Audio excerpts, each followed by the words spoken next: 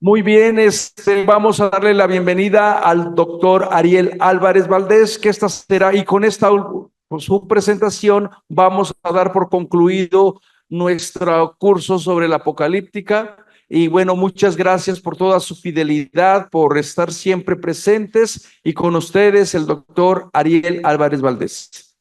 Una vez una señora había acompañado a su marido a una fiesta de sus ex compañeros de la escuela, del colegio, y estaban ahí sentados en una mesa y en la mesa de al lado había una mujer completamente borracha que se tambaleaba con una botella de vino en la mano y la mujer le dice al marido, ¿la conoces a ella? Y el marido le dice, sí, dice, es una ex novia mía. Cuando nosotros dejamos, se dedicó a la bebida y me dijeron que nunca más ha vuelto a estar sobria. La mujer abre los ojos y dice, Dios mío, ¿cómo se puede festejar tanto? Siempre hay dos maneras de ver la realidad, ¿eh?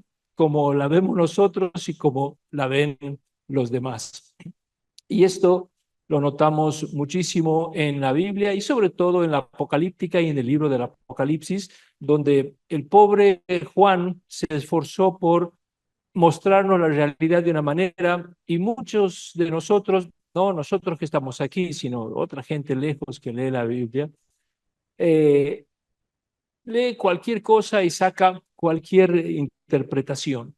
Y entonces, hoy quisiera concluir. Nosotros hemos venido haciendo como una cronología. Primer día les presenté el surgimiento de la apocalíptica, el segundo día la desaparición de la apocalíptica, el tercer día el primer libro que se escribe, que es Daniel, el cuarto día cómo eso cuajó en Jesús de Nazaret y ahora cómo cuaja en el libro del Apocalipsis. Hoy quisiera hablar del libro del Apocalipsis, pero como no se puede hablar de todo el libro en una clase, voy a tomar una visión solamente, un solo tema, que no pretendo decir nada nuevo o nada que ustedes no conozcan, pero simplemente para que veamos cómo se hace exégesis de los textos, que no son textos caóticos para que cada uno saque lo que quiera e interprete lo que le parezca. Entonces hoy vamos a ver quién era la bestia del Apocalipsis, desde el punto de vista de la exégesis y desde el punto de vista de las ciencias bíblicas. El Apocalipsis menciona a varios personajes que se han hecho famosos y que todos los conocemos más o menos por cultura general o por haber leído. Todos conocemos, por ejemplo, el Cordero degollado, que en el capítulo 5 aparece casi muerto, degollado, que tiene 7 ojos, como ven ahí, 7 cuernos, y que tiene un libro sellado entre sus manos. Todos conocemos a los 4 seres llenos de ojos con 6 alas. Hemos oído hablar de los 4 jinetes del Apocalipsis que vienen en sus caballos de colores. Hemos oído hablar de la mujer vestida de sol con la luna a sus pies que está embarazada. Hemos oído del dragón rojo, de la gran prostituta, pero la figura que se lleva las palmas y la más importante de todas las figuras del Apocalipsis es sin duda la bestia. Por supuesto, sacándolo a Jesús. Es el personaje central a lo largo de esta obra. Y es conocida por una característica, el famoso número 666, que entre paréntesis, les aclaro, no hace falta que se los aclare, pero ustedes ya saben, el 666 es el número de la bestia, no del anticristo. Y en muchas partes aparece porque el 666 del anticristo no tiene nada que ver el anticristo con el 666. Jamás ha habido ninguna conexión. La conexión del número es solamente con la bestia. Y es cierto que el Apocalipsis tiene una lógica muy diferente a la nuestra. Nosotros somos occidentales y tenemos esta lógica de la claridad, de la minuciosidad. El Apocalipsis es un libro caótico que va y viene lleno de desórdenes, de colores, de marchas y contramarchas. Eso es cierto, pero tampoco hay que exagerar la dificultad. No es que sea tan difícil el Apocalipsis. No es que uno pueda sacar cualquier cosa porque es como un cajón desastre donde se encuentra todo. No, no es así. no hay motivo para dejarnos llevar por las interpretaciones fantásticas como si los símbolos fueran capaces de significar cualquier cosa. O sea, los símbolos del Apocalipsis no significan cualquier cosa, ni lo que a mí me parece, ni lo que yo creo, sino lo que el autor ha querido decir. Y es cierto, no todas las cosas las explica, pero todas las cosas tienen un sentido y tienen un orden. Y por eso nosotros, a la hora de interpretar el Apocalipsis, tenemos que respetar las señales que el autor nos va dando en su libro. Los símbolos tienen generalmente un sentido establecido, si no por el autor, al menos por la cultura de su ambiente. Y el contexto del libro y las indicaciones del autor pueden ayudarnos a descubrir el significado de estos símbolos que encontramos en el Apocalipsis. Y con la bestia del Apocalipsis, los lectores y algunos intérpretes, algunos exegetas, se han ensañado de manera gratuita y desproporcionada, lamentablemente. O sea, han tomado a esta figura y le han atribuido designaciones absolutamente gratuitas. Su carácter misterioso y a la vez brutal ha hecho que se le identifique con muchos personajes de la historia. Bueno, esto saben ustedes muy bien porque esto es muy conocido. Algunos lo han identificado con Mahoma, otros lo han identificado con Lutero, otros con el mismo Papa, otros con Hitler. O sea, es como que cada uno ve lo que tiene ganas de ver y lo que le parece. Y eso no es honesto. Eso no es honesto porque el autor del Apocalipsis no nos autoriza a hacer este tipo de exégesis. Y actualmente muchos lectores siguen buscando quién es o quién era esta bestia y probablemente quién es o quién podría ser en el futuro esta bestia. Pero lo mejor es preguntarle a Juan. O sea, en vez de andar inventando nosotros nuestra exégesis, es preguntarle al autor qué información. Y el autor tiene más interés que nosotros que nos enteremos de quién es, porque nadie escribe un libro para que no le entiendan. Uno escribe un libro para que los destinatarios puedan recibir el mensaje. Y el autor quiere que nosotros nos enteremos quién es esta bestia. Y nos dejó una serie de pistas porque no quiso que sus lectores sacaran conclusiones erróneas sobre su figura. Y entonces nosotros lo que vamos a hacer ahora es abordar estas pistas que Juan nos ha dejado, nada más que como una prueba de exégesis para que veamos cómo es correcto interpretar el Apocalipsis, que como es el único libro apocalíptico que nosotros tenemos en el Nuevo Testamento y por lo tanto aquel en el cual nos tenemos que fijar. ¿Cuáles son las pistas que en el Apocalipsis encontramos para resolver el enigma de la bestia? Esto es lo que vamos a ver ahora. Vamos a abocarnos a estas pistas. En el Apocalipsis, la bestia es un personaje fundamental, como les dije, y aparece en muchos capítulos. Aquí les pongo desde el capítulo 11 en adelante, prácticamente aparece en todos los capítulos, menos al final, cuando ya tenemos el triunfo de la Nueva Jerusalén. Pero miren todas las veces que aparece la bestia. Pero hay dos capítulos, dos de todos estos, en los que nos va a dar la clave de interpretación de la bestia. Son los dos capítulos centrales de la bestia del Apocalipsis. ¿Y cuáles son esos? El capítulo 13 y el capítulo 17. En ellos encontramos todos los datos para descifrar a la bestia. Aquí, en estos dos capítulos, el autor va a aportar la información para que podamos descubrir y no sacar cualquier información.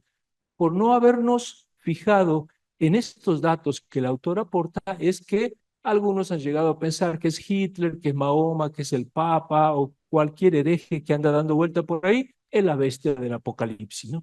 Es verdad que hay muchos bestias por ahí, pero no es para que nosotros digamos que es la bestia del Apocalipsis. Son cosas distintas. Bueno, vamos a adelantar la respuesta y después vamos a ver cómo llegamos a esto. O sea, yo ahora les voy a adelantar la respuesta que, como les dije, no les va a dar ninguna novedad. Pero lo bueno es que después vamos a ir viendo cómo llegamos a esta respuesta, que para que no nos dé trabajo de que al final aparezca, yo les voy adelantando la solución. Bueno, la respuesta es que para Juan la bestia era nada más, pero tampoco nada menos que el Imperio Romano. Ahí ponemos el símbolo, el estandarte con el águila romana, que es lo que estaba perturbando bestialmente al autor del Apocalipsis y, por supuesto, a los lectores del Asia Menor, a donde se dirige este libro. Con esto, ahora vamos a analizar el primer texto sobre la bestia, que es el capítulo 13, y después vamos a analizar el capítulo 17. Y con estos dos capítulos vamos a llegar a esta conclusión que ya les he dado, pero de una manera fundamentada. Empecemos con el capítulo 13, cómo empieza. Dice, entonces vi surgir del mar una bestia que tenía 10 cuernos y 7 cabezas. Todos estos detalles son muy importantes y después ustedes me van a explicar por qué aparecen estos detalles, por qué están en condiciones de saber. Tenía 7 cabezas, 10 cuernos, y en sus cuernos 10 diademas. ¿Qué son diademas? Coronas, muy bien, 10 coronas. Y en sus cabezas títulos blasfemos. ¿Qué son títulos blasfemos?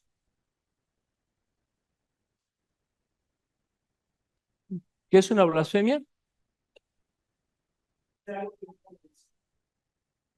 No, si yo digo que hoy es miércoles y es viernes, no es una blasfemia.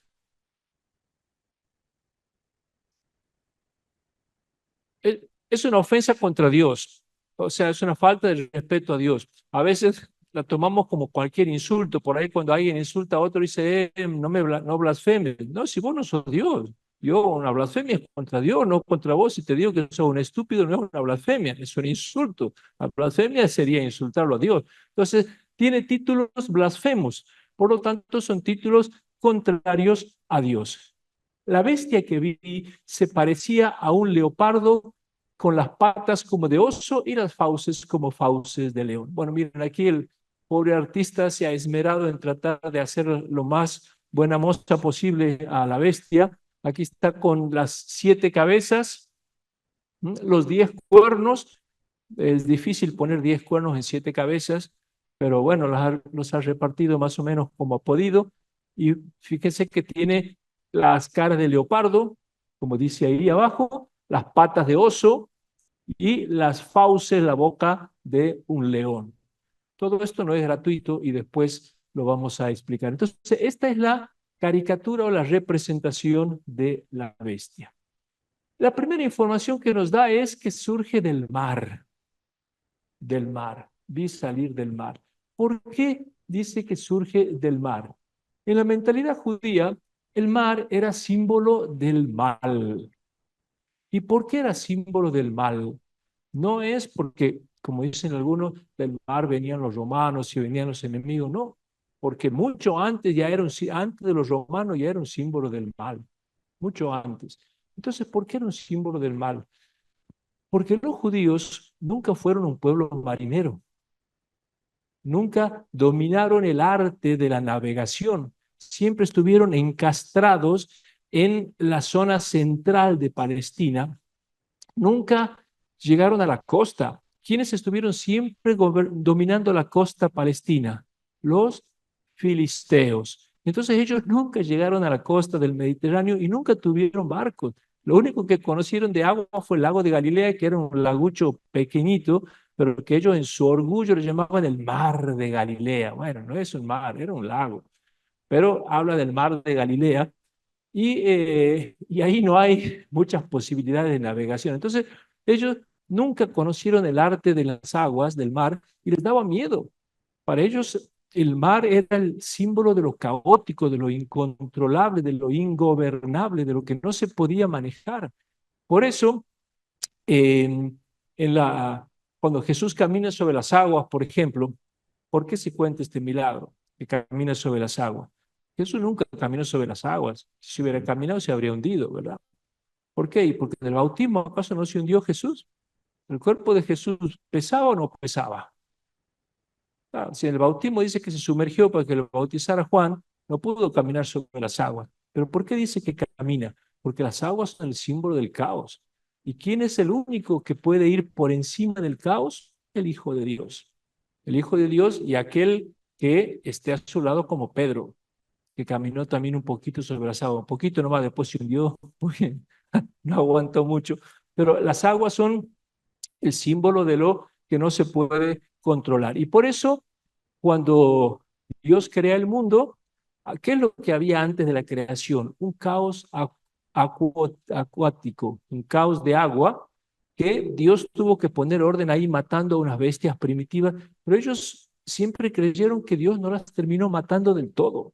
Por eso había unas bestias marítimas que todavía estaban en el mar, que les llamaban el Leviatán, ¿se acuerdan? O el Tanim, el Tamim, eran unos monstruos marinos así medio mitológicos. ¿Por qué? Porque les daba miedo el mar. Entonces, todo lo que tenía que ver con el mar, para ellos era monstruoso. Y por eso, esta bestia sale del mar, que quiere decir del mundo del mal. Por eso la bestia surge de ahí.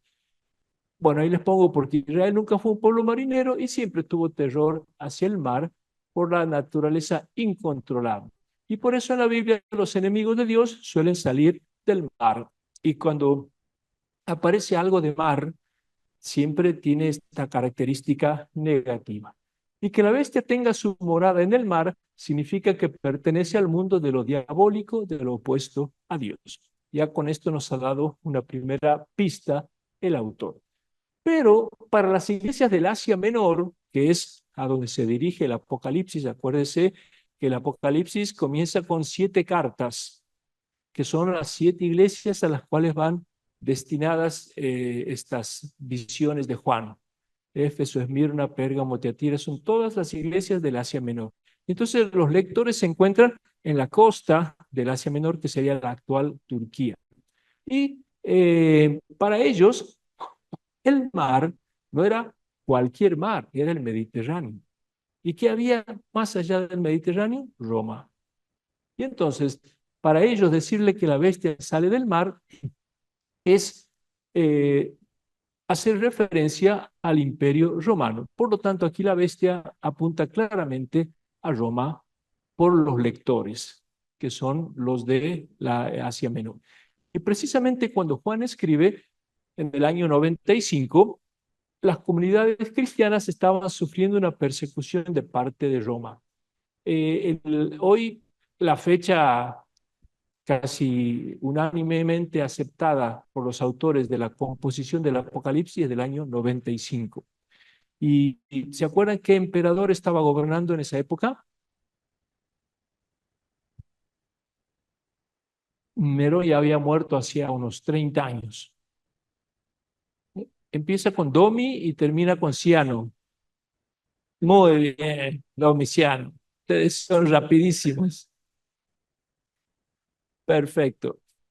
Era el emperador Domiciano. Y Domiciano, como Nerón, había desatado una persecución contra los cristianos. Y entonces, con motivo de esta persecución, es que el autor escribe el Apocalipsis y está precisamente escribiendo en unas comunidades. Y esta persecución de Domiciano, sobre todo, tuvo lugar en el oriente, no tanto en Roma, ni en el occidente, ni en las provincias occidentales, pero sí en las provincias del Asia Menor. Y entonces, para ellos, que la bestia salga del mar les suena sin duda a Roma. Tenemos una segunda información. En sus cabezas, títulos blasfemos. Bueno, aquí tenemos otra imagen de la bestia con las 7 cabezas, los 10 cuernos. Ven otra vez cómo cada autor trata de hacerla como puede, con las garras de oso, con la forma de leopardo. Y fíjense que tiene en las frentes títulos blasfemos. Ahí tiene un título, aquí tiene otro, aquí tiene otro. O sea, cada cabecita tiene un título blasfemo. ¿Qué es un título blasfemo? Y hemos explicado, injuriosos contra Dios. ¿Por qué la bestia anda con títulos contra Dios? ¿Qué sentido tiene? En esta época los emperadores habían adoptado la costumbre de atribuirse títulos divinos.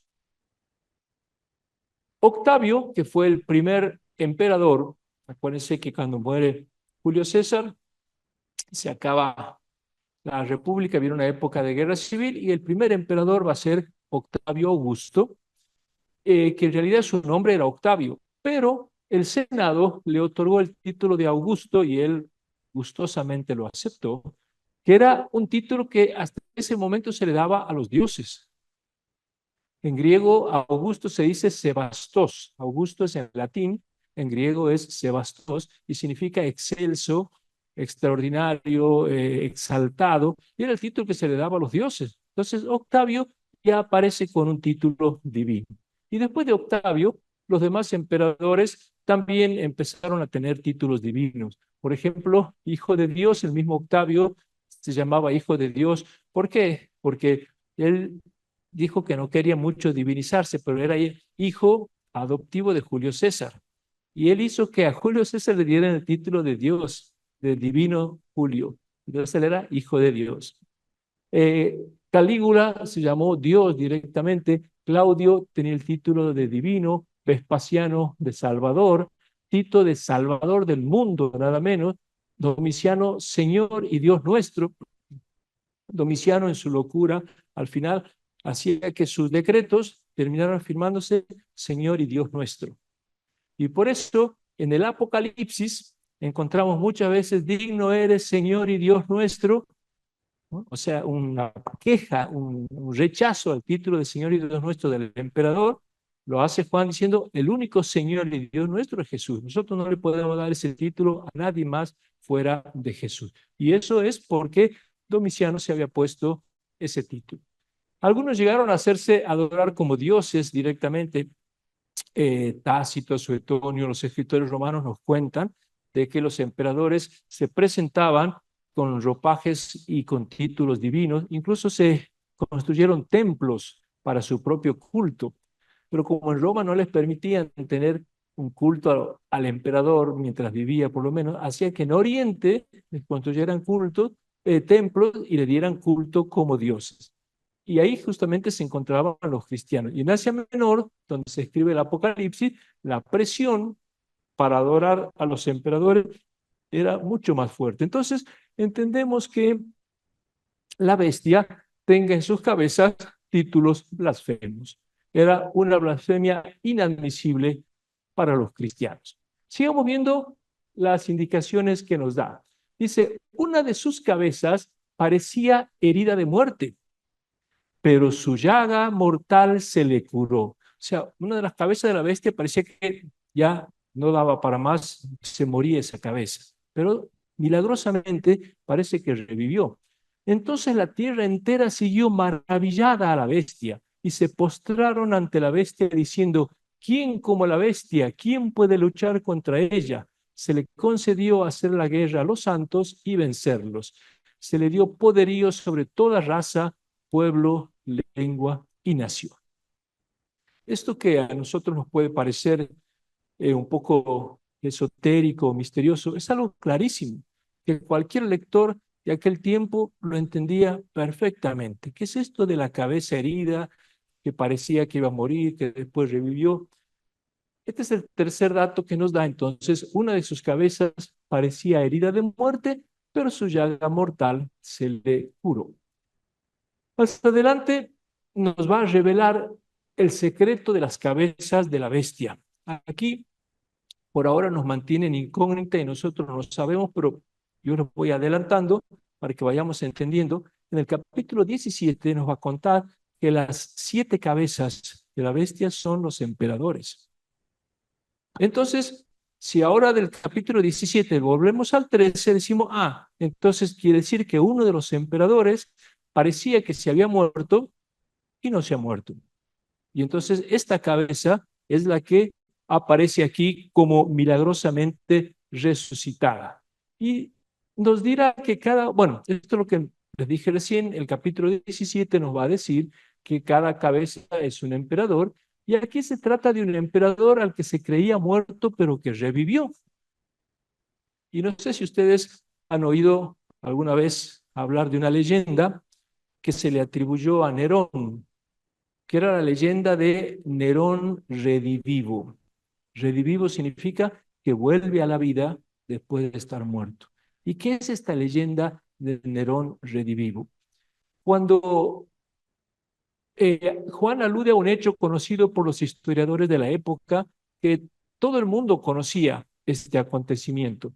El primer emperador que persiguió a los cristianos, Nerón, tuvo una trágica muerte, se suicidó. Nosotros sabemos que en el año 68 Nerón, que dicen que estaba un poco perdido mentalmente, se terminó suicidando. Pero resulta que la gente no podía creer que se haya suicidado, que se haya muerto. ¿Por qué? Porque la gente, sobre todo las clases más bajas, lo querían mucho a Nerón. Porque Nerón organizaba circos, organizaba obras de teatro, les cantaba, les hacía show, les hacía festejos, y la gente más pobre, más sencilla, estaba feliz, los esclavos, todo el mundo lo quería a Nerón. Y cuando se enteran de la noticia de que Nerón se ha suicidado, nos dicen los historiadores que la gente decía, no es verdad, Nerón no se ha muerto, no se ha muerto. Y entonces, ¿por qué no está? Y la respuesta que daban, eh, se difundió el rumor de que se había ido a un país extranjero para preparar un ejército y volver a conquistar el imperio. Miren, esto pasa muchas veces cuando muere un personaje muy importante, muy querido, a veces la gente no quiere creer que se haya muerto. Se cuenta, por ejemplo, que cuando murió Carlos Gardel, que aquí se conoce mucho, la gente no creía que se había muerto. Las crónicas cuentan que cuando llevaron el cadáver a Buenos Aires para enterrarlo, lo llevaron en un velatorio por la avenida, dicen que la gente se abalanzaba sobre el cajón para abrirlo, para ver si era cierto que estaba adentro, porque no creían que se hubiera muerto. Tanto era el cariño y el fervor que sentían por Gardel. Lo mismo se dijo de Hitler, cuando Hitler se suicida, durante muchos años después, porque nunca se pudo ver realmente si estaba el cuerpo o no de Hitler, durante mucho tiempo se dijo que Hitler no se había muerto, que seguía vivo, escondido en Europa por ahí. O sea, sin ir más lejos, en la Argentina, cuando se murió nuestro expresidente Kirchner, también se decía que no estaba muerto, que estaba escondido. O sea, siempre que muere algún personaje público muy famoso, se suele correr rumores de que está escondido y de que no se ha muerto. Bueno, eso se empezó a decir de Nerón. Nerón no se ha muerto. Y así surgió la leyenda de Nerón redivivo o el retorno de Nerón después de su muerte. La gente decía, no se ha muerto. Dicen que está muerto, pero se ha ido, se hace pasar por muerto, pero se ha ido a buscar un ejército y va a volver. Y esta leyenda romana, porque era una leyenda que surgió en los ambientes de Roma, pasó a los judíos. Los judíos empezaron a creer que era cierto esto de que Nerón iba a volver de la muerte. Lo encontramos, por ejemplo, en un libro apócrifo conocido como la Ascensión de Isaías. Y de los judíos pasó a los cristianos. Los cristianos también empezaron a creer en esta leyenda que, aunque no tenemos testimonios muy de aquella, muy contemporáneos, pero por ejemplo, tenemos varios escritores y autores cristianos que relatan la historia de Nerón redivivo ampliada con rasgos diabólicos. O sea, va a venir, pero va a venir como una bestia terrible. Por ejemplo, Lactancio, que es un apologista cristiano del siglo tercero, cuarto, mediados, nos cuenta la leyenda de Nerón redivivo, como Diano también, que es un autor de esa época. O sea, la leyenda de Nerón redivivo era famosa. Nerón no se ha muerto y va a volver, en cualquier momento va a aparecer. Y por eso el autor del Apocalipsis dice, una de sus cabezas parecía como muerta, pero en realidad su llaga mortal se le curó. Y ahora vamos a explicar por qué dice que se le curó. Entonces la cabeza herida de la muerte de la bestia, que luego revive, alude a la leyenda de Nerón redivivo. Sigamos viendo lo que nos dice. Aquí está la sabiduría, dice Juan, que el inteligente calcule la cifra de la bestia, pues es la cifra de un hombre. Su cifra es 666. Vuelvo a decir, se trata de la cifra de la bestia y no del anticristo. Aquí nos da una cuarta información. La bestia tiene una cifra, un número que la identifica, y ese número es el 666. Durante siglos se ha intentado descubrir quién es la persona que se esconde detrás de estos números. Y se han hecho muchísimas propuestas. A lo mejor ustedes conocen alguna. Los católicos siempre han tratado de identificar aquí a los enemigos de la iglesia. Entonces, de la manera en que podían, lo metían aquí al 666 haciendo algún cálculo. Los adventistas, por ejemplo, decían que era el Papa. Ustedes han oído hablar de Elena White, ¿verdad? Que es la organizadora de los adventistas. Eh, Ellen White o Elena White decía que el 666 aparece en el título del Papa. El título del Papa es Vicario de Cristo, Vicario del Hijo de Dios, Vicarius Filii Dei. Y entonces, si nosotros sumamos los números, ahí tenemos Vicarius, la B corta en números romanos, ¿a cuánto equivale? 5. Muy bien. Y la I, 1. Y la C, 100. La A no tiene, la R no tiene. Entonces, si ponemos aquí los números que tienen, nos da 112. Si ponemos Filii, la F no tiene, pero la I, la L, la I sí, aquí tenemos 53. Y si ponemos Dei, tenemos 500, así que en total nos da 666.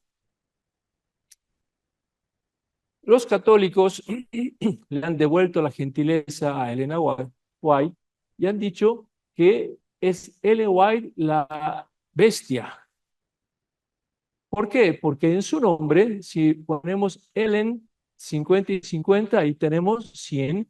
Tenía un segundo nombre que era Gold, la G y la O no se cuenta, pero la U es la B corta, así que equivale a 5, la L 50 de 500, y después si ponemos White, la W, nos da 11, así que tenemos 666.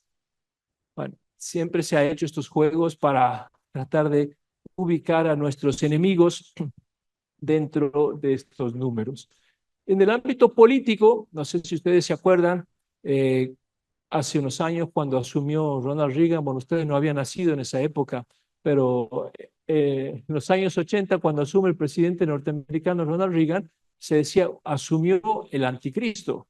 ¿Por qué? Porque tenemos 666, ¿eh? Ronald Wilson Reagan. Así que cada uno de los letritas, tenemos 6 letras en cada uno de sus nombres. O sea, son formas ingeniosas de tratar de ubicar a alguien. En el ámbito fílmico, también en la película La Profecía, que seguramente ustedes han visto, aparece un niño que nace el día 6 de junio. Junio es el mes 6, a las 6 de la mañana. Así que nace el 6 del 6 a las 6. Y por lo tanto, según la película, es el anticristo. Bueno, el director no ha leído el Apocalipsis, no se ha enterado que el 666 no es del anticristo, sino de la bestia.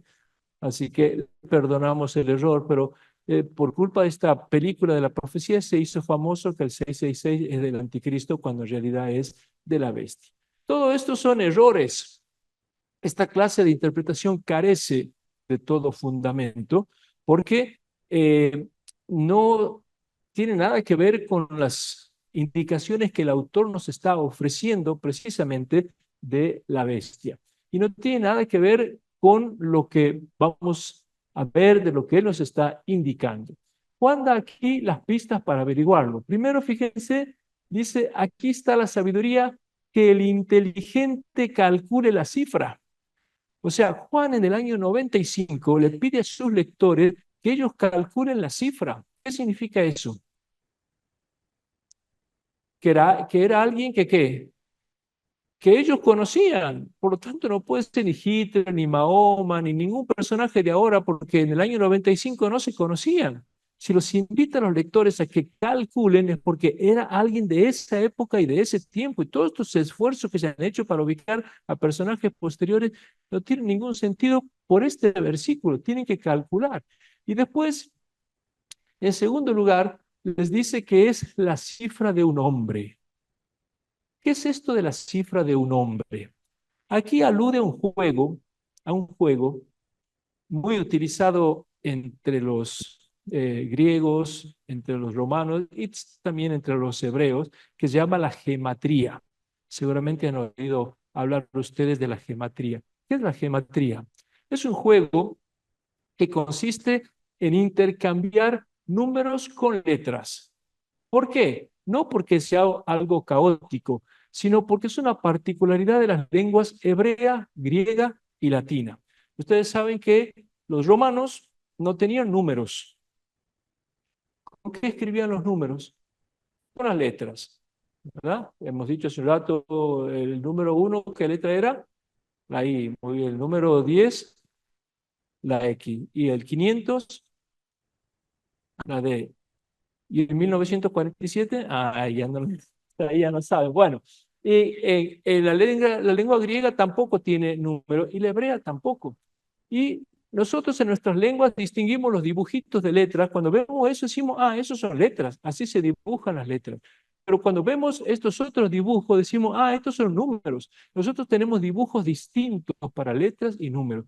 Los hebreos no tenían eso, dibujaban los números con las letras, igual que en griego y en latín. Y aquí le voy a poner la referencia, ¿ven? Este es el alfabeto hebreo y la equivalencia de los números. La primera letra, la Aleph, equivale al número 1. Si ellos querían escribir el 1, ponían la letra Aleph. La Bet, el número 2, la Gimel, el 3, la Dalet, el 4, G, y así van todos. Fíjense que cuando llegan al número 10, que es la Yod, ya empiezan de 10 en 10. 10, 20, 30. Cuando llegan al 100, ya de 100 en 100. 100, 200, 300, 400. O sea, esta era la forma como ellos escribían sus números, porque no tenían números. Y esto se prestaba a un juego muy interesante, porque yo cualquier palabra que escriba en hebreo lo puedo convertir en una cifra. Cualquier palabra. ¿Por qué? Porque al usar letras, si yo sumo esas letras, tengo una cifra. Y si sumamos las letras del nombre de cualquier persona, se obtiene la cifra de un hombre. Y esa cifra se llama la cifra gemátrica. La cifra gemátrica es la que toda persona tiene por su propio nombre. Les voy a poner aquí un ejemplo, a ver, de un nombre cualquiera que se me ocurre, Ariel. Ahí dice, se me acaba de ocurrir. Ahí dice Ariel en hebreo, escrito de derecha a izquierda. Ven, aquí está la Aleph, la primera letra, la Resh, la Yod, aquí de nuevo la Aleph, porque como ellos no tienen vocales, entonces ponen consonantes mudas y le ponen unos puntitos para vocalizar. Pero la Aleph les he dicho que valía 1, porque es la primera letra. La Resh equivale a 200. La Yod equivale a 10. Otra vez la Aleph, que aunque es A o E, lo mismo, 1. Y la Lamed al final, 30. Si sumamos esto, ¿cuánto da? 242, ese es mi número gemátrico. Entonces, toda persona, no soy la bestia por lo menos, toda persona tiene un número gemátrico, que es el número que sale sumando las letras de cualquiera de ustedes. Aunque ustedes no tengan un nombre hebreo, si lo escribimos en hebreo al nombre de ustedes, les da. Y esto se prestaba mucho juego. Por ejemplo, en Pompeya, en las ruinas de Pompeya se han encontrado grafitis que decía, yo amo a la 328.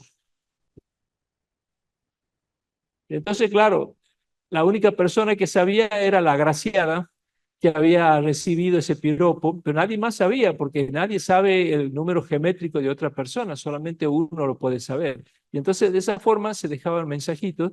Y en la Biblia tenemos muchas veces cifras gemátricas. Por ejemplo, en el Génesis, ahí cuando se nos cuenta que Abraham se fue a luchar con los enemigos, aparece ahí una cifra gemátrica, se fue a luchar, dice con un numerito 318 personas, ese 318 es un número gemátrico. Cuando se dice que del Éxodo salieron 603.550 personas, es un número gemátrico que significa todos los hijos del pueblo de Israel, todo el pueblo de Israel. Si sumamos la letra de esa frase, nos da esa cifra. En el Evangelio de Mateo, capítulo 1, cuando te dice que está la genealogía de Jesús, el número 14, 14, 14, ¿por qué? Porque él es el número gemátrico de David. David es 14. D es la cifra gemátrica 14. Entonces, en la Biblia se usan mucho estos juegos de la gematría. Y entonces, volviendo aquí, nuestro autor, con estos dos datos, Juan nos indica que la bestia era una persona conocida de los lectores y que si sumábamos los números nos daba 666. ¿Y por qué Juan emplea la gematría? Bueno, lo podemos calcular y darnos cuenta nosotros. Juan se halla envuelto en medio de las persecuciones y su vida corre peligro. Y Juan quiere denunciar, hemos dicho, al emperador, porque va a terminar diciendo que la bestia es el emperador. Pero tampoco lo puede decir de una manera tan bestial, ¿no? Entonces lo tiene que decir de una manera disimulada y lo tiene que decir de una forma que los lectores lo entiendan, pero que los extranjeros no lo entiendan. Y los romanos no entendían estos juegos de la lengua hebrea. Entonces le viene perfectamente diciéndole, cuídense del 666. Y si el libro caía en manos de los romanos, nadie se enteraba de nada ni lo entendía. Pero en el caso de los lectores de Juan, sí.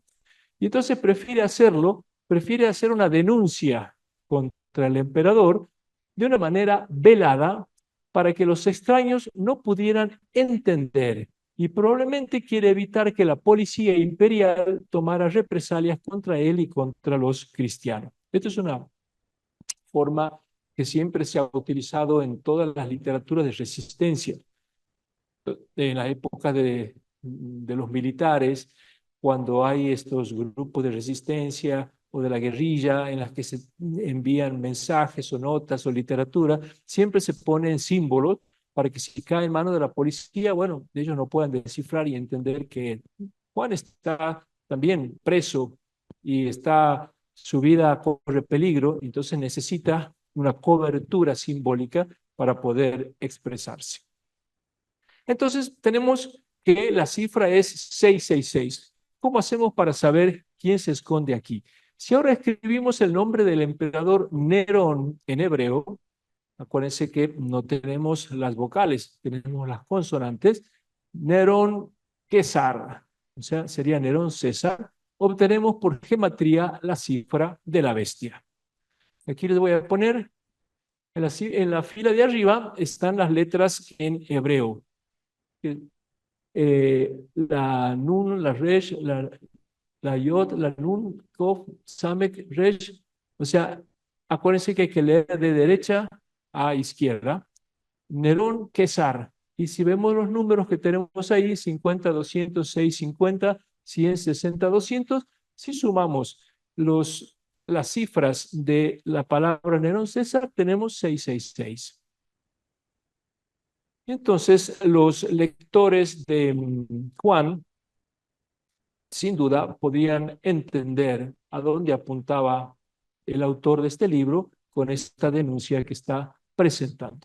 Así que tenemos aquí eh, algo que Juan puede invitar a hacer los lectores, que el inteligente calcule la cifra de la bestia, y es 666. Entonces ellos podían darse cuenta de que a quién se podía referir el autor. Los cristianos que eran de origen judío podían perfectamente conocer la clave, y aquellos que no eran judíos o no manejaban la literatura o la lengua hebrea, entonces no lo entendían. Así que tenemos ya toda esta información que nos ha ido pasando el autor. Nos ha dicho que la bestia viene del mar, así que es el Imperio Romano, tiene las cabezas de los emperadores y apunta a un nombre, pero vamos a ver qué otras precisiones hace. Ahora vamos a analizar el segundo texto sobre la bestia. Esto es lo que nos ha dicho en el capítulo 13. Pero cuando vamos al capítulo 17, ahí nos va a dar más exactamente las precisiones de la bestia. Y es más, en el capítulo 17 nos va a decir que por favor no se equivoquen quién es la bestia porque les va a dar toda la información que necesitan. Y ustedes van a ver cómo claramente va a desarrollar esta información. Para eliminar toda duda, en el capítulo 17 Juan vuelve a dar nuevas indicaciones para descifrar a la bestia. Y ahora vamos a poner el texto. Presten atención para que ustedes me expliquen qué dice este texto. 17, vamos a arrancar desde el versículo 7.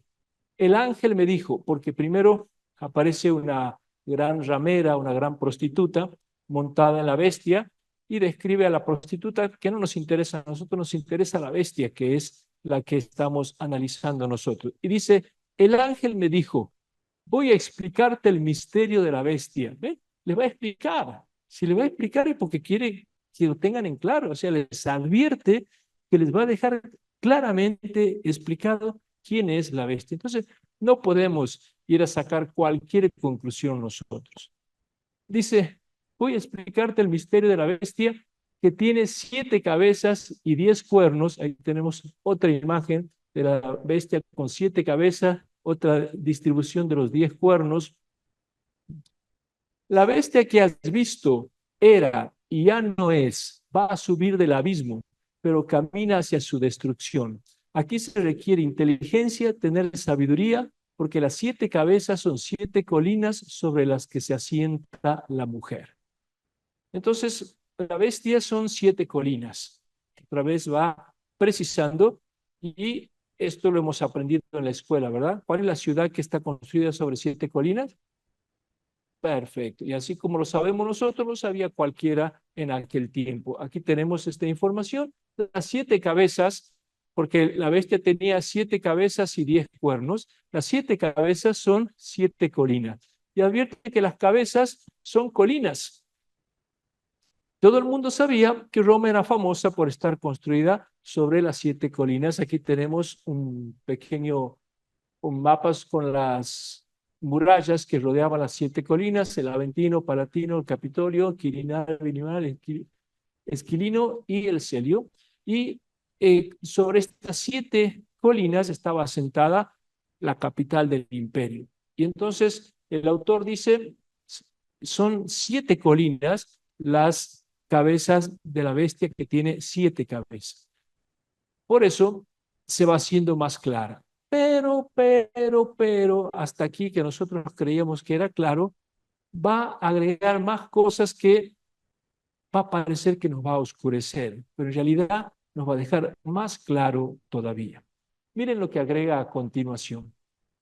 Las 7 cabezas son también 7 reyes. Ah, ya no son las colinas. Ya no son las 7 colinas en las que se asienta la ciudad. Ahora son 7 reyes, o sea, 7 emperadores. 5 han caído, uno es y el otro no ha llegado todavía. Cuando llegue, habrá de durar poco tiempo. Y la bestia que era y ya no es, hace el octavo, pero es uno de los 7 y camina hacia su destrucción. ¿Han entendido? No se entiende nada. Y sin embargo, para cualquier lector estaba muy claro. ¿Por qué? Fíjense lo que dice. Las 7 cabezas son también 7 reyes. Juan aquí aporta una nueva indicación para resolver con más precisión el enigma que está queriendo dar. Y es que las 7 cabezas son 7 reyes. Y entonces decimos, bueno, si las 7 cabezas de la bestia son 7 reyes, es muy fácil. Lo que tenemos que hacer, ¿qué es? Averiguar qué. ¿Quiénes son los 7 primeros reyes, los 7 emperadores de Roma? Y ya se resolvió el misterio. Y entonces con esto ya basta con averiguar quiénes fueron los primeros 7 emperadores para resolver el problema. Aquí nos ha dado esta indicación. El primer emperador fue Octavio Augusto, ¿verdad? Eso lo sabemos todo. El segundo,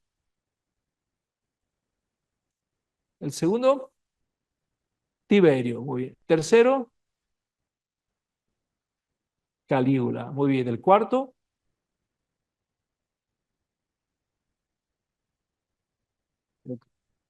se saben los jugadores de la selección y no se saben los emperadores de Roma. El cuarto es,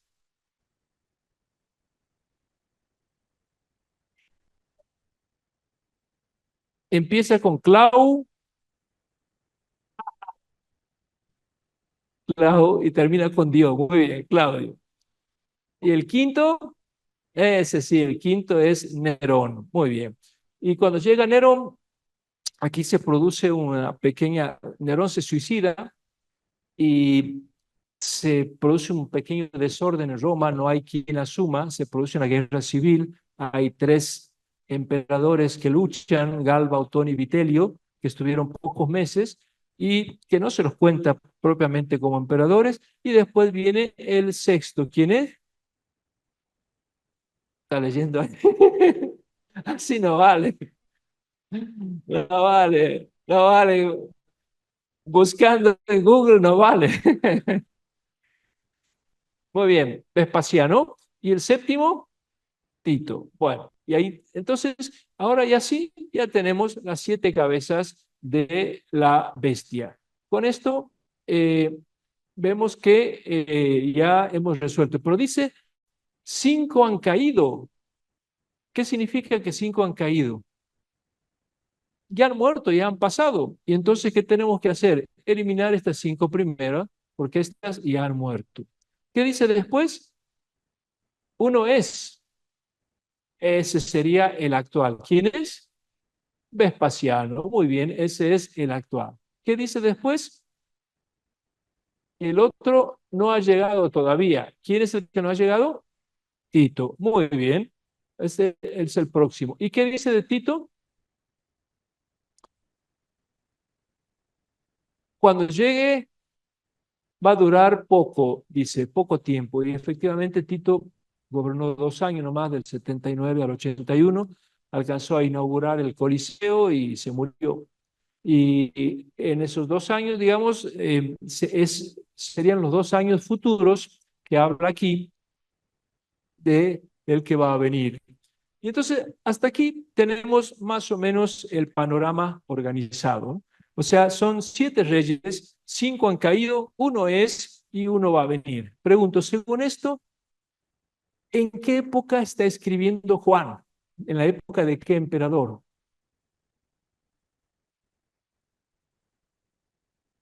No,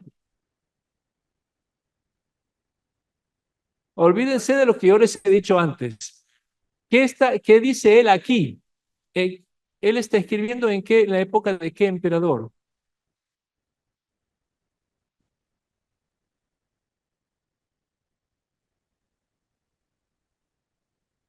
Todos alcanzan a leer esto que está ahí, ¿verdad? Y él dice que actualmente cuál es el emperador que está gobernando. Él dice que está escribiendo en la época de Vespasiano.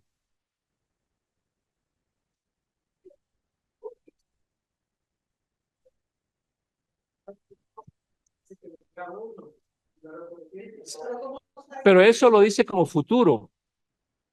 ¿Cómo sabe? Porque él está escribiendo en la época de Domiciano. ¿Se acuerdan que les he dicho hace un rato que está escribiendo en el que va a venir más adelante? Pero él se hace pasar como que está escribiendo en la época de Vespasiano. Pero él ya sabe que después de Vespasiano va a venir Tito, va a estar poquito y después va a venir otro. Pero él, acuérdense que los apocalípticos siempre fijan una fecha ficticia en el tiempo anterior para decir que profetizan cosas que ellos ya saben que ha pasado. Entonces él se sitúa literariamente en la época de Vespasiano.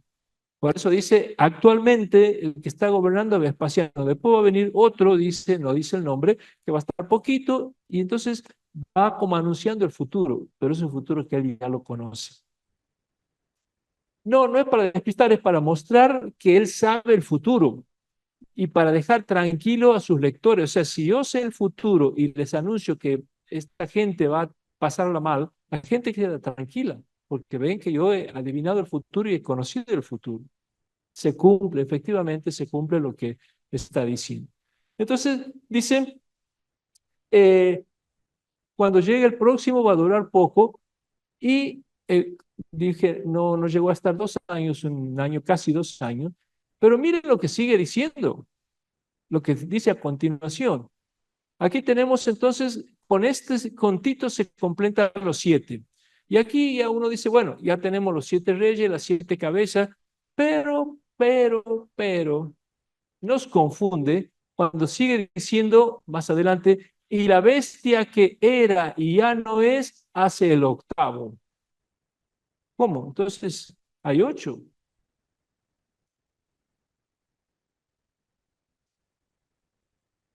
Falta el octavo, dice. ¿Mm? La bestia que era y ya no es hace el octavo. ¿Quién es el emperador que viene después de Tito? Que no le pregunten a Jaime porque él lee. en do-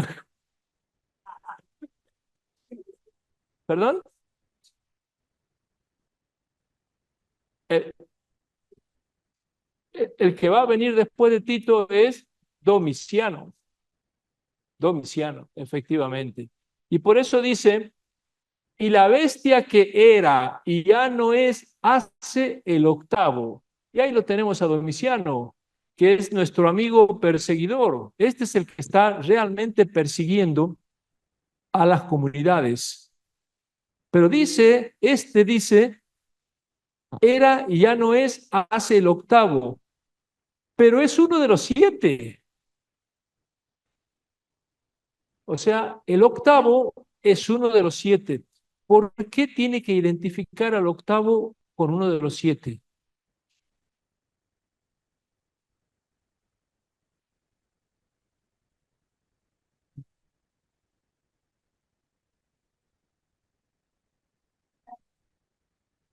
Me encantan las soluciones que ustedes aportan. Ni a Juan se le hubiera ocurrido esas cosas. No, pero muy buenas, muy buenas.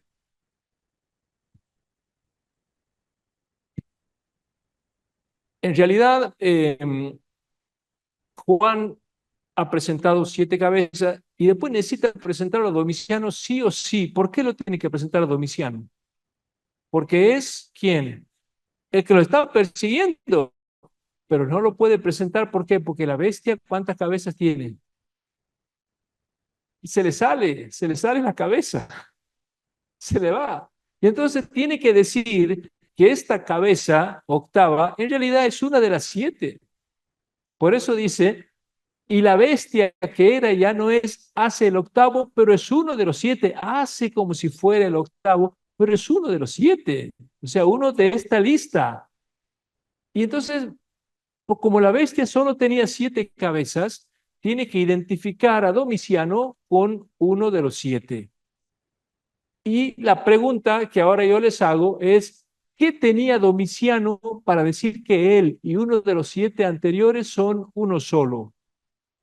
¿Qué estaba haciendo Domiciano? Persiguiendo a los cristianos. ¿Con quién se identifica? Perfecto, para él Domiciano es Nerón redivivo, que ha vuelto a la vida. Y entonces había, Domiciano había desatado una feroz persecución como Nerón en su tiempo. Y entonces la bestia que era y ya no es, hace el octavo, pero es uno de los 7. Por eso era Nerón, ya no es, pero ha vuelto a la vida. O sea, para el autor, para Juan, Domiciano está encarnando la leyenda de Nerón redivivo. O sea, en Domiciano ha vuelto a la vida Nerón y ha vuelto a perseguir a los cristianos. Por eso, la bestia tiene solo 7 cabezas, pero hay un octavo que es uno de los 7. Y con esto ya, entonces va precisando cada vez más. La bestia ya no es todo el imperio, ni todos los romanos, ni las 7 colinas. Ya estamos situándonos en Domiciano, que es el verdadero perseguidor de los cristianos. Juan ve entonces a Domiciano como un segundo Nerón, un Nerón redivivo, el Nerón que ha vuelto a la vida. Por eso dice que la bestia, Nerón, era y ya no es. O sea, era, ¿por qué? Porque Nerón existió en los años 60, ya no es. Pero, sin embargo, ha vuelto a la vida. Por eso es el octavo, pero es uno de los 7. Nerón había muerto. Pero hace el octavo porque es como si hubiera vuelto después de muerto en la persona de otro perseguidor más cruel que es Domiciano. Realmente Domiciano fue un perseguidor más cruel todavía. Nerón se limitó a Roma y persiguió a los cristianos solamente en Roma. Domiciano llegó al oriente y persiguió a los cristianos en las provincias orientales. Y por eso el octavo emperador es uno de los 7. Así que ven que no es tan complicado, sobre todo, sobre, sobre todo viendo un PowerPoint es facilísimo. Eh, Vemos cómo el autor es muy lógico, muy coherente, y estas cosas que para nosotros son como rompecabezas, los lectores lo entendían perfectamente, porque manejaban la leyenda de Nerón redivivo, manejaban los números, las cifras, la gematría, todas estas cosas ellos las conocían. Falta explicar los detalles de la imagen de la bestia, porque miren, el pobre Juan se ha visto obligado a hablar de 7 emperadores, después ha saltado al octavo, pero dice, no, pero el octavo es uno de los 7, ¿por qué? Por culpa de que la bestia tiene 7 cabezas y 10 cuernos, y ahora ustedes me tienen que explicar por qué la bestia tenía 7 cabezas y 10 cuernos. ¿Por qué no tenía 8 cabezas, por ejemplo, para que lo ayude al pobre Juan a no tener que estar haciendo todos estos malabarismos? ¿Por qué tenía 7 y no 8 o 9 o 15? ¿Y por qué 10 cuernos? Ustedes ya están en condiciones de contestarme esto, a menos que anteayer hayan estado durmiendo en la conferencia que les di, que es lo más probable. A pesar de los esfuerzos del padre Manuel que hace para mantenerlos despiertos a ustedes,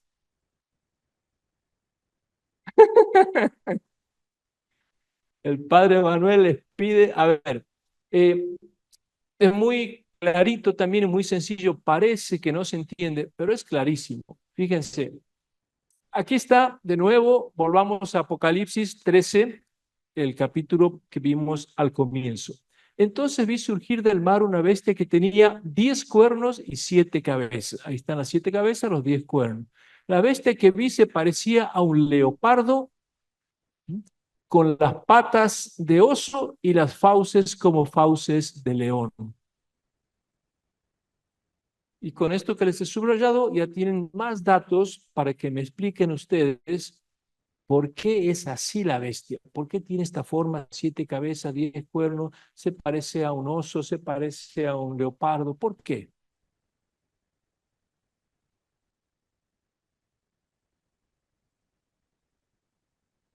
Juan está escribiendo un Apocalipsis. ¿Y qué libro apocalíptico habrá conocido? Muy bien, el mismo que ustedes han conocido, el libro de Daniel. Y en el libro de Daniel, ¿se acuerdan la primera visión apocalíptica en el capítulo 7? Cuando estudiamos Daniel, hemos visto que la primera parte eran 6 cuentos de la corte, pero después en la segunda parte comienzan 4 visiones. La primera visión, ¿visión de qué era? De 4 bestias que salían del mar.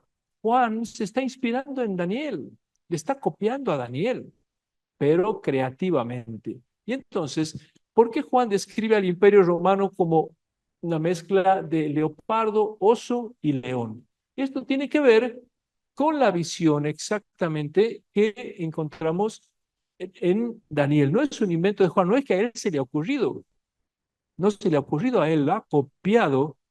Si hubiera existido Daniel, que para desgracia de Eugenio no ha existido, no ha existido Daniel, pero si Daniel hubiera existido, le habría cobrado los derechos de autor a Juan, porque le ha copiado toda la visión de esta bestia. Es el resumen de la visión del libro de Daniel del capítulo 7. Y ahora veamos, aquí está la visión de las 4 bestias de Daniel. ¿Se acuerdan? Primera bestia, el león con alas de águila. Segunda bestia, un oso que tiene en la boca 3 costillas. Tercera bestia, un leopardo. ¿Cuántas cabezas tiene? 4. ¿Y qué más tiene el leopardo? 4 alas. Y la última bestia, indefinida, indeterminada, ¿qué tenía en la cabeza? ¿Cuántos?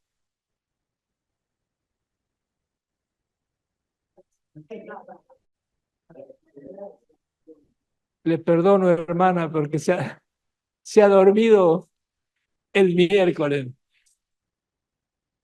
Ahí están los 10 cuernos, ¿ve? El dibujante se ha matado haciendo 10 cuernos y la hermana ve 7 nomás, no importa. Y ahora les pregunto, si juntamos estas 4 bestias en una, supongamos que las juntemos a las 4 en una, ¿cuántas cabezas tenemos? ¿Ven? Hay 7 cabezas. ¿Y cuántos cuernos hay? Entonces Juan no podía ser una bestia que tenga más de 7 cabezas y 10 cuernos. Por eso tuvo que presentar la bestia limitada y el octavo tenía que ser uno de los 7 porque no podía salirse de los 7. Y entonces, aquí tenemos el texto de Daniel, que al final no lo leímos el otro día, el miércoles. Dijo Daniel, durante la noche tuve una visión y 4 bestias enormes diferentes salieron del mar. La primera era como un león con alas de águila, la segunda semejante a un oso con 3 costillas en las fauces, la otra como un leopardo tenía 4 cabezas. Después vi una cuarta bestia terrible, espantosa, extraordinariamente fuerte, tenía enormes dientes de hierro, comía, trituraba y los sobrantes lo pisoteaba con sus patas, diferente de las bestias anteriores y tenía 10 cuernos. Esta es la visión de Daniel. Y Juan dice, wow, qué buena idea de escribir a los imperios enemigos como bestias.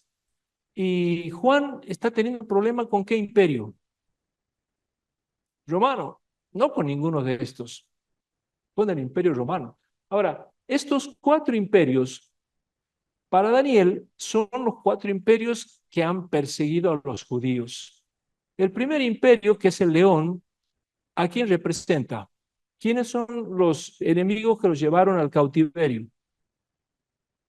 Babilonia, perfecto. Y entonces el león representa a Babilonia. Tenemos ahí los 4 animales, entonces el oso, el leopardo y esta bestia indefinida que no nos da ninguna característica teriomórfica, o sea, de animal, no sabemos cuál es. Pero en la interpretación, para Daniel, como escribe en el año 165, él se hace pasar como que está en el siglo VI antes de Cristo, ya hemos visto, pero está escribiendo en realidad en el año 165 cuando está persiguiendo a Antíoco IV. Y hace una mirada para atrás y dice, uy, nos han perseguido 4 imperios. El primero era, ¿quién? Los babilonios. Y cuando escribe Daniel, está aquí, en la última bestia. Pero mirando para atrás, él reconoce que las 4 bestias son los 4 imperios que han oprimido a los judíos hasta llegar a los griegos. El león, ustedes me han dicho, Babilonia. ¿El oso a quién representa? ¿A quién? ¿Quiénes son los que derribaron el imperio babilónico?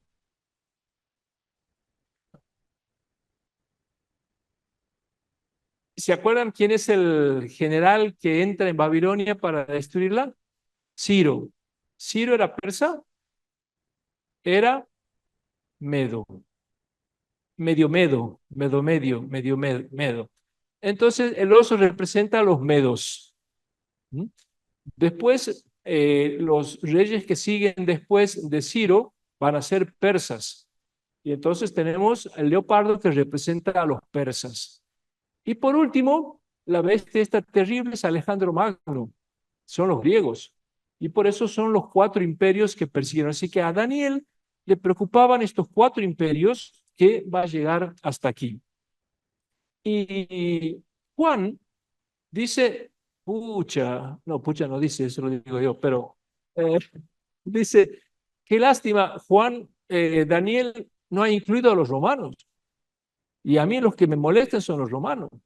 Los que nos están maltratando y torturando son los romanos. Entonces se le ocurre una idea genial. Juntar estos 4 y con estos 4 armar una bestia que van a ser los romanos. Y es la bestia del capítulo 13 del Apocalipsis. Y por eso entonces en la visión de Daniel no entraban los romanos, porque Daniel no es adivino, aunque se haga pasar por adivino, está en el 165 a.C. y no han llegado todavía los romanos. Y por eso Juan quiere representar con la bestia del capítulo 13 y del capítulo 17 el nuevo imperio que ahora los atormenta, que es Roma. Y entonces, como dije, se le ocurre esta idea genial, juntar a las cuatro bestias de Daniel y armar una sola. Y Juan los representa como una síntesis de las cuatro bestias del libro de Daniel. Y por eso tiene 7 cabezas y 10 cuernos, y no se puede salir de esa figura, porque si no, entonces los lectores no van a interpretar el símbolo. El libro de Daniel era en el ambiente apocalíptico era muy conocido, y Juan está escribiendo para un ambiente apocalíptico.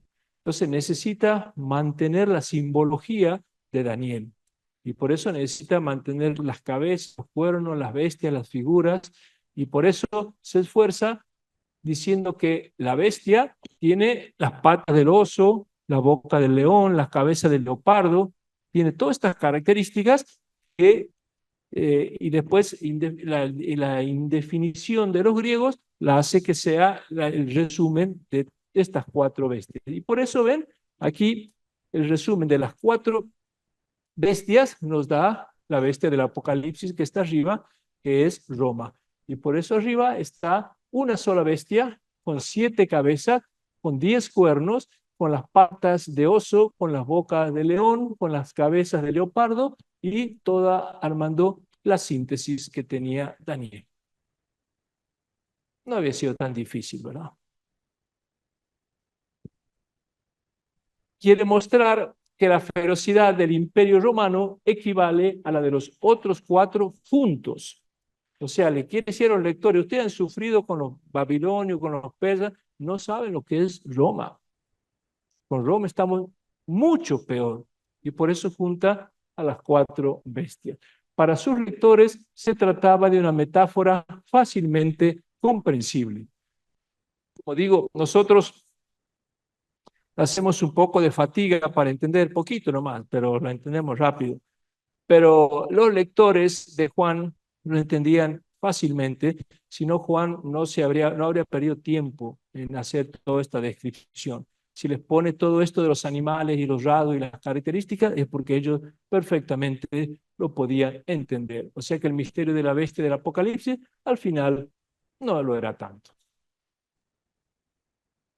Y con esto terminamos nuestra exposición. Lo que quise fue, como dije, no pretendía darles ninguna novedad, porque hoy todos sabemos que la bestia del Apocalipsis es Roma, y más que Roma, los emperadores, y más que los emperadores es Domiciano. O sea, fíjese cómo va de lo más general. Primero va diciendo que la bestia viene del mar, nos hace creer que es todo el imperio, después ya no es el imperio, son 7, después ya no son 7, sino, y va terminando al final en Domiciano. Así que con esto termina señalando, y lo que quería era simplemente mostrarles cómo se hace exégesis.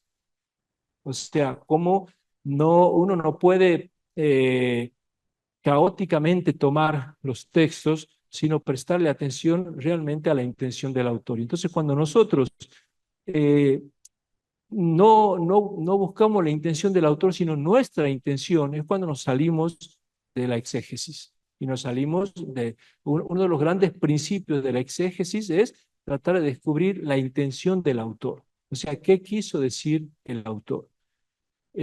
Mucha gente lee la Biblia para ver qué me dice. A mí la Biblia no me dice nada porque no ha sido escrita para mí. Cuando Mateo escribió su evangelio, no pensaba ni en Colombia, ni en la Argentina, ni en Latinoamérica, pensaba en la comunidad de Antioquía. Y cuando Marcos escribe su evangelio, no pensaba, yo no puedo abrir el evangelio y decir, a ver qué me dice.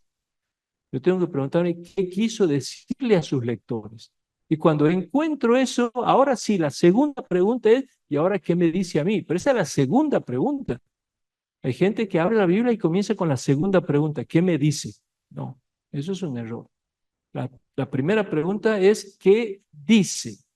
La segunda es ya, ¿qué me dice? Entonces, ahora ya que sabemos qué es lo que quiso decir Juan, después cada uno de nosotros ya podemos ver qué nos dice este texto a nosotros según nuestra situación personal, familiar, política, sociológica o lo que sea. Así que bueno, quisiera terminar con una reflexión, un pensamiento. A ver, cuando Juan escribe el Apocalipsis, los romanos estaban persiguiendo a los cristianos y los estaban exterminando y los estaban torturando y les estaban haciendo perder sus bienes, sus familias, sus casas, su todo. Se quedaban sin nada. ¿Y hace cuánto que existía el cristianismo? Hacía poquito. ¿Y qué se preguntaban los cristianos? ¿Tiene sentido hacernos cristianos? Es una religión que acaba de aparecer, novedosa, que recién surge. ¿Qué sentido tiene pasarme al cristianismo? Es más, la pregunta que se hacían es, ¿tiene futuro el cristianismo? ¿Tiene futuro o no? Y Juan, con una lucidez impresionante, les escribe diciéndoles, no se vayan, no dejen el cristianismo, el que no tiene futuro es la bestia.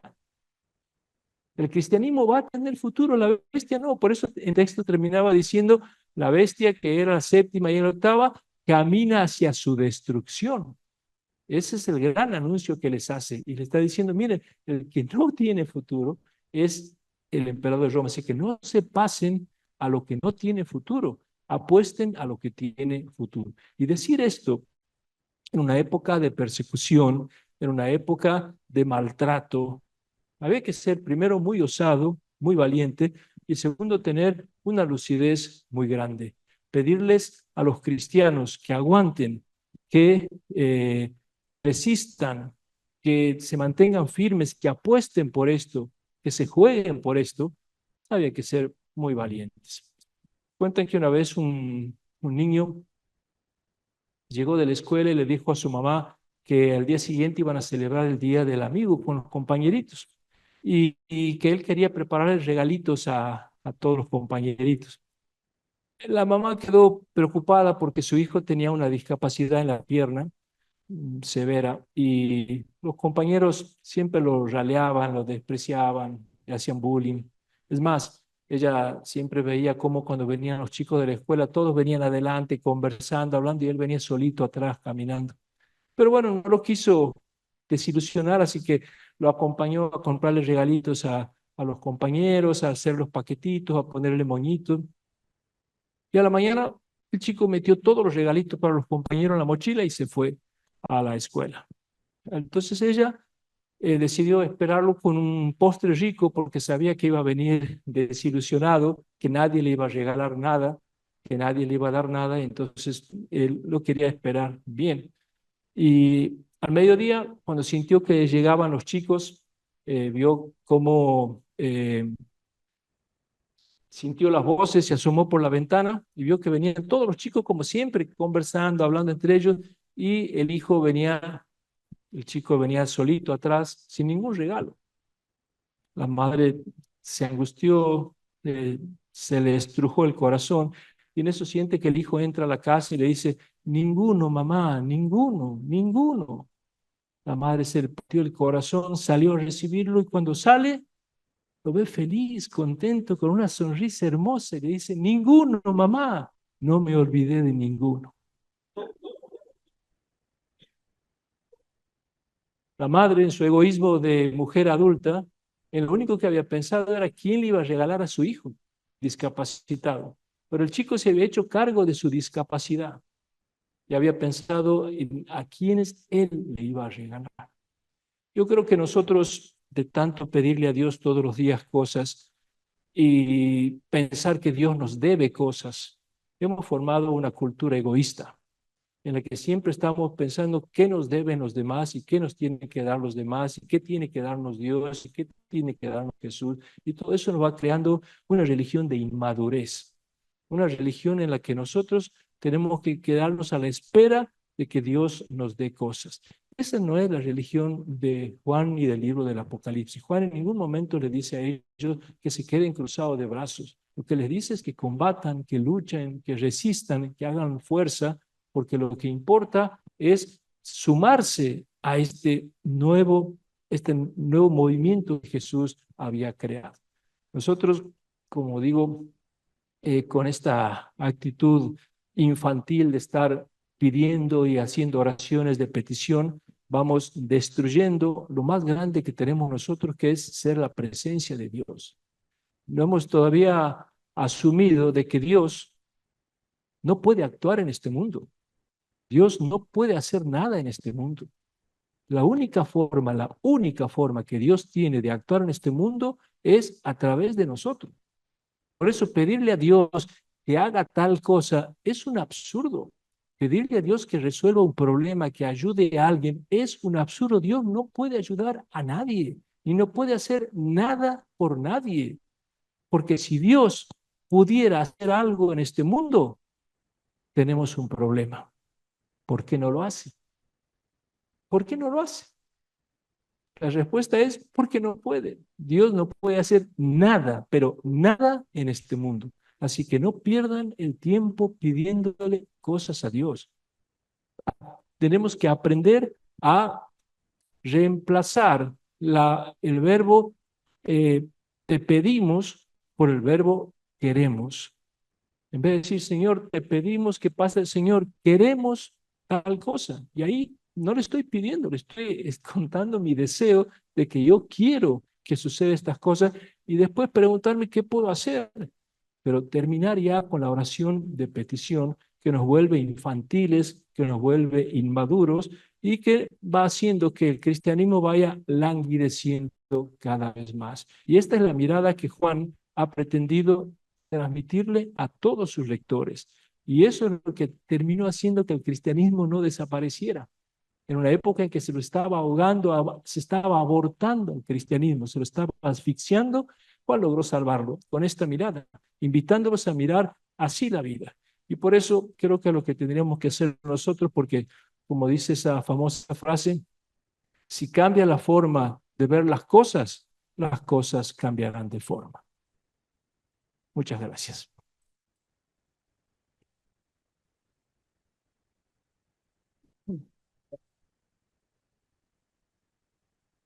Tengo 10 minutos para preguntas. Claro que no, ya.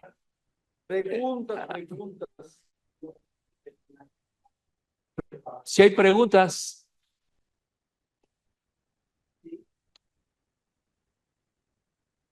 pero que sea inofensiva, ¿no? Usted en la trayectoria que lleva, porque de verdad es maravilloso. Usted que en lo personal, ¿qué rescataría de Juan? ¿Con qué se quedaría? Le digo esto porque me parece que los Juanes de hoy son otros tiempos, es otra época, pero como que son muy fronteros y, y por eso pues se le presentan problemas. Usted sabe que a lo largo de la historia esto se ha dado en nuestra época. Eh, ¿Me comprende? Sí. Supongo que te refieres al Juan del Apocalipsis, porque no es el mismo que el Juan del Evangelio ni el mismo que el Juan de las cartas. No nos pongamos nerviosos, pero no tiene nada que ver los Juanes de los libros estos.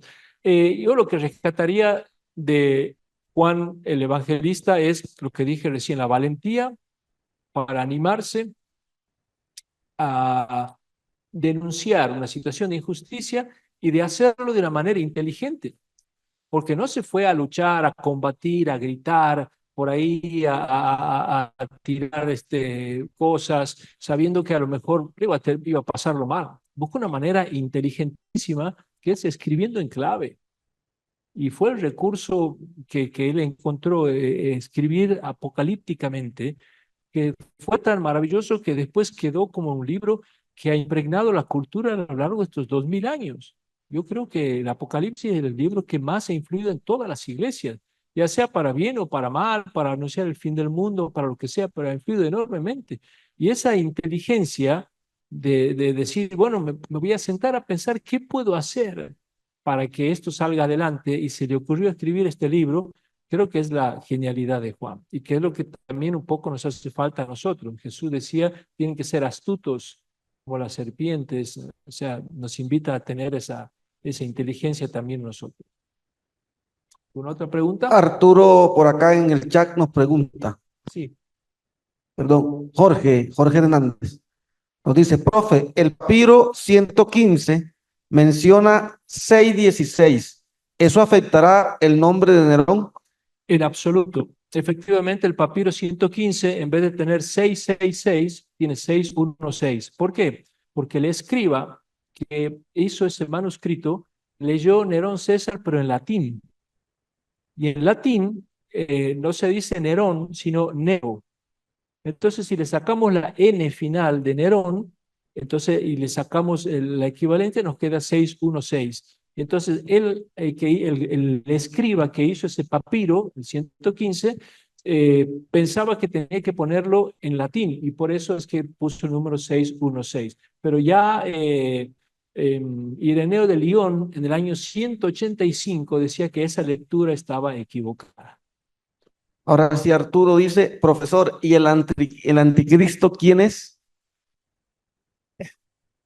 El anticristo, bueno, hacer esa pregunta equivale a no haber leído la primera carta de Juan. En la primera carta de Juan también clarísimamente dice quién es el anticristo. Dice que el anticristo es aquel que niega que Jesús ha venido en la carne. Porque en la época de Juan, cuando se escribe, el anticristo aparece solamente en las cartas de Juan. No aparece en el Apocalipsis ni en ningún otro libro, solo en las cartas de Juan. Y ahí se nos dice que todo el que niega que Jesús vino en la carne, ¿qué quiere decir en la carne? Que es verdadero ser humano. Porque había una corriente que eran los gnósticos que decían que Jesús era solo divino, no tenía parte humana. Y entonces Juan, el autor de las cartas, se enoja y dice, todo el que niega que Jesús ha venido en la carne, o sea, que es el verdadero ser humano, ese es el anticristo. ¿Alguna otra pregunta de ustedes? Ninguna, qué lindo. Bueno.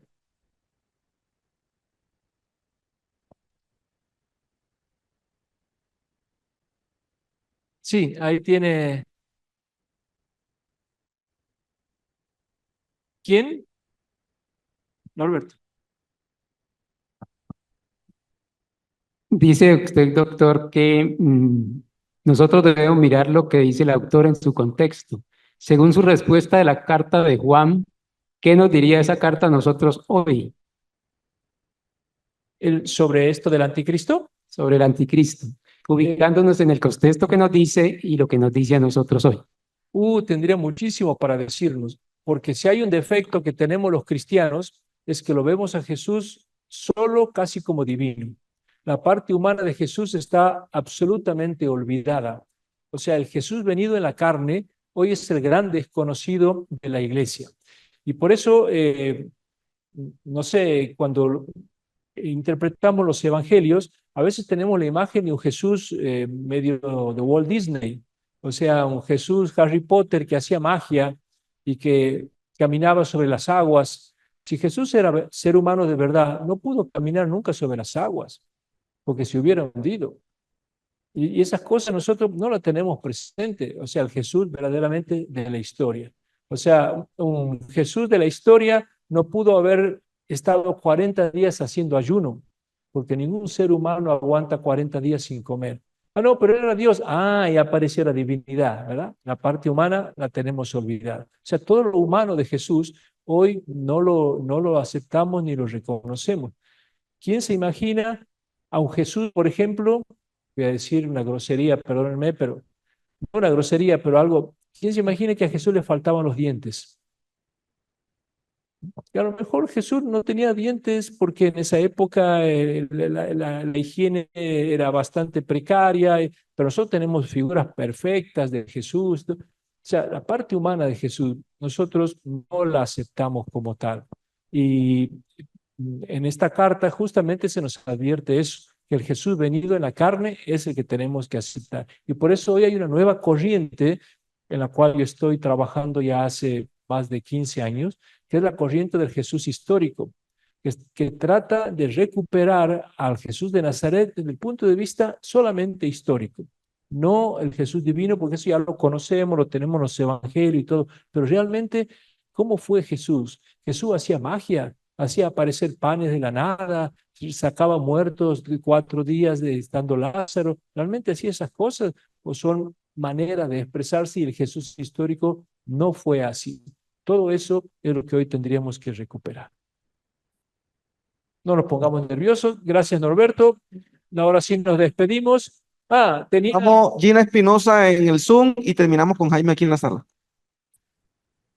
Gracias, buenas noches a todos. Muchas gracias, doctor, por este tema súper importante.